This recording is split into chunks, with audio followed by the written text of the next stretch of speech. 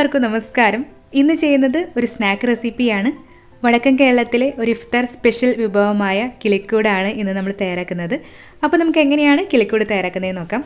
ആദ്യം തന്നെ നമുക്ക് നമ്മുടെ സ്നാക്കിലേക്ക് ആവശ്യമായ ഒരു സ്പെഷ്യൽ മസാല തയ്യാറാക്കാനായിട്ട് സ്റ്റവിലേക്ക് ഒരു പാൻ വെച്ചിട്ട് ഇതിലേക്ക് 2-3 ടേബിൾ സ്പൂൺ വെളിച്ചെണ്ണ ഒഴിച്ചൊന്ന് ചൂടാക്കി എടുക്കാം. വെളിച്ചെണ്ണ നന്നായിട്ടൊന്ന് ചൂടാക്കി കഴിയുമ്പോൾ ഇതിലേക്ക് നമുക്ക് മീഡിയം സൈസിലുള്ള ഒരു ഇഞ്ചി ചെറുതായി അരിഞ്ഞതും കൂടെ തന്നെ ഒരു പച്ചമുളക് ചെറുതായി അരിഞ്ഞതും ചേർത്ത് കൊടുത്തിട്ട് ഒരു മീഡിയം ഫ്ലെയിമിൽ ഇഞ്ചിയുടെയും പച്ചമുളകിൻ്റെയും പച്ചമണം മാറാനായിട്ട് ഒരു മിനിറ്റ് ഒന്ന് വഴട്ടിയെടുക്കാം. ഇഞ്ചിയുടെയും പച്ചമുളകിൻ്റെയും പച്ചമണം ഒന്ന് മാറിക്കഴിയുമ്പോൾ ഇനി ഇതിലേക്ക് നമുക്ക് മീഡിയം സൈസിലുള്ള 2 സവാള ക്യൂബ്സായിട്ട് അരിഞ്ഞ് ചേർത്ത് കൊടുക്കാം. കൂടെ തന്നെ കുറച്ച് കറിവേപ്പിലയും 1/2 ടീസ്പൂൺ ഉപ്പ് കൂടി ചേർത്തിട്ട് ഈ സവാള നമുക്ക് നന്നായിട്ടൊന്ന് വഴട്ടിയെടുക്കാം. ഫ്ലെയിം ഒന്ന് മീഡിയത്തിനും ഹൈനും ഇടയിൽ വെച്ച് 3-4 മിനിറ്റ് നന്നായി വഴട്ടി സവാള നന്നായി സോഫ്റ്റായി കളറൊന്ന് മാറി തുടങ്ങുമ്പോൾ ഇനി ഇതിലേക്ക് നമുക്ക് 2 ടീസ്പൂൺ കുരുമുളക് പൊടി ചേർത്ത് കൊടുക്കാം.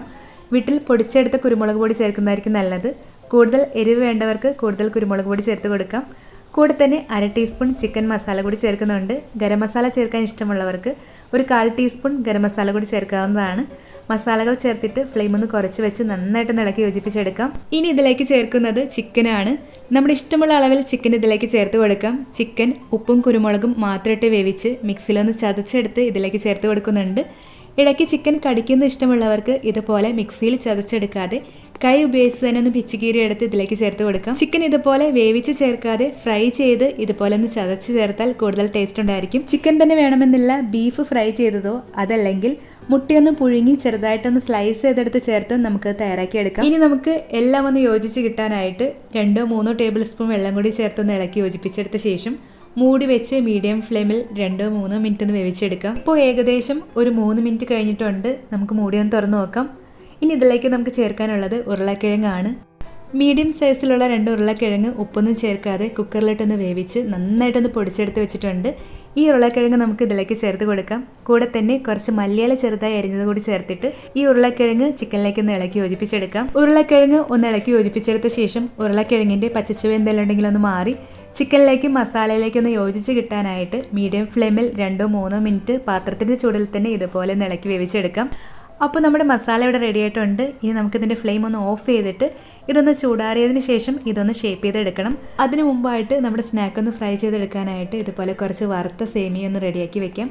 നമ്മുടെ സ്നാക്കിന് ഒരു പെർഫെക്റ്റ് ടേസ്റ്റ് കിട്ടാനായിട്ട് കിട്ടുന്നതിൽ വെച്ച് ഏറ്റവും ചെറിയ സേമിയ ഉപയോഗിക്കുന്നതായിരിക്കും നല്ലത്.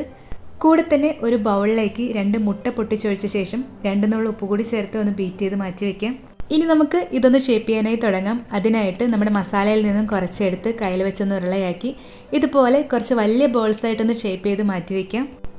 എല്ലാം ഇതുപോലെ ഒന്ന് ഷേപ്പ് ചെയ്തെടുത്തു കഴിഞ്ഞാൽ ഓരോ ബോൾസായി എടുത്ത് ബീറ്റ് ചെയ്ത് വെച്ചിരിക്കുന്ന മുട്ടയിലൊന്ന് മുക്കിയ ശേഷം ഇതുപോലെ വറുത്ത സേമിയയിൽ ഒന്ന് പൊതിഞ്ഞെടുക്കാം. ഇനി നമുക്ക് ഒരു സ്പൂണോ അല്ലെങ്കിൽ ഇതുപോലെ ഒരു ചെറിയ പാത്രമോ എന്തെങ്കിലും എടുത്ത് പതുക്കെ ഒന്ന് പ്രസ് ചെയ്ത് ഇതൊരു കിളിക്കൂടിൻ്റെ ഷേപ്പാക്കി എടുക്കാം. 2 തരത്തിലാണ് നമ്മളത് ഷേപ്പ് ചെയ്തെടുത്തിട്ടുള്ളത്. 3 ഇതുപോലെ കിളിക്കൂടിൻ്റെ ഷേപ്പിലും ബാക്കിയെല്ലാം ഇതുപോലെ സാധാ ബോൾസ് ആയിട്ടും ഷേപ്പ് ചെയ്തെടുത്തിട്ടുണ്ട്. നമുക്കിതൊന്ന് ഫ്രൈ ചെയ്തെടുക്കാം. ഫ്രൈ ചെയ്യാൻ ആവശ്യത്തിനുള്ള ഓയിൽ നന്നായിട്ടൊന്ന് ചൂടാക്കി എടുത്ത ശേഷം ഫ്ലെയിം ഒന്ന് മീഡിയത്തിലാക്കി വെച്ച് എല്ലാം ഇതുപോലെ ഒന്ന് നിരത്തിയിട്ട് കൊടുക്കാം.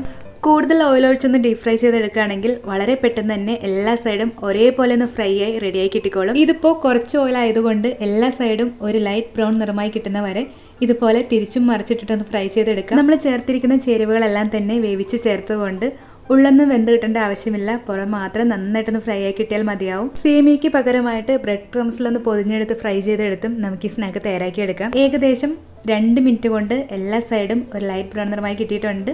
ഇനി നമുക്കിത് ഓയിലിൽ നിന്നും കോരിയെടുക്കാം. ഇതുപോലെ തന്നെ ബാക്കിയുള്ള കിളിക്കൂടുകൾ കൂടി നമുക്കൊന്ന് ഫ്രൈ ചെയ്തെടുക്കാം. നമ്മുടെ കിളിക്കൂടുകളെല്ലാം ഒന്ന് ഫ്രൈ ആയി കിട്ടിയിട്ടുണ്ട്. ഇതൊന്ന് ഡെക്കറേറ്റ് ചെയ്യാനായിട്ട് കുറച്ച് കാടമുട്ടകൾ കൂടി ഒന്ന് പുഴുങ്ങിയെടുത്തിട്ടുണ്ട്. അങ്ങനെ നമ്മുടെ കിളിക്കൂടിൻ്റെ ഷേപ്പിലുള്ള ഈവനിങ് സ്നാക്ക് ഇവിടെ റെഡി ആയിട്ടുണ്ട്.